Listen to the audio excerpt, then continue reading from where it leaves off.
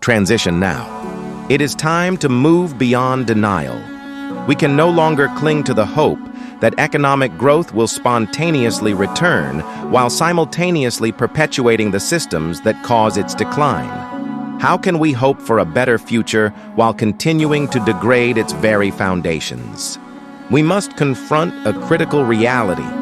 The prevailing capitalist model is failing. The standard response to economic downturn, austerity, imposes severe cuts on workers, consumers, and public services. This strategy, championed by right-wing corporatists, effectively sabotages the most vital component of the economy, the market itself. By suppressing wages and creating widespread unemployment, austerity strangles purchasing power, leading to long-term demand stagnation. Paradoxically, while the real economy stagnates, capital continues to flow upwards through financial mechanisms and abstract monetary accumulation that benefit corporations and the wealthy. This creates a fatal contradiction.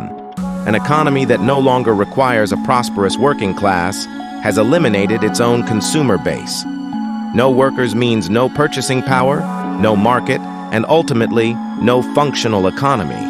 This process of self-impoverishment has been normalized over the last decade. It is accompanied by the systematic dismantling of social infrastructure, culture, arts, community groups, and public spaces deemed non-viable in a purely profit-driven system. We witnessed this when the pursuit of efficiency replaced empathy, such as in the protracted battles for equal pay. These social bonds were not separate from capitalism. They were the very fabric that sustained it, providing stability and legitimacy. Capitalism historically relied on a social contract to survive.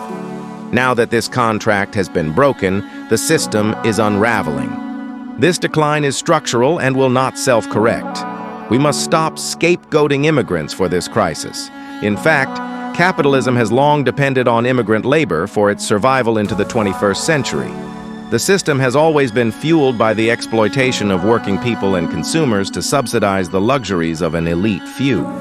The urgent task now is to manage the transition and cushion the inevitable collapse.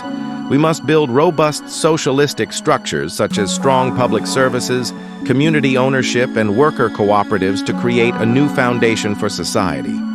This is not a distant ideal, but a necessary preparation. The choice before us is stark.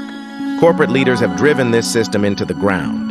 In the coming elections, we must decide between leaders who offer scapegoats and division and those who advocate for social stability, compassion, and a new economic democracy.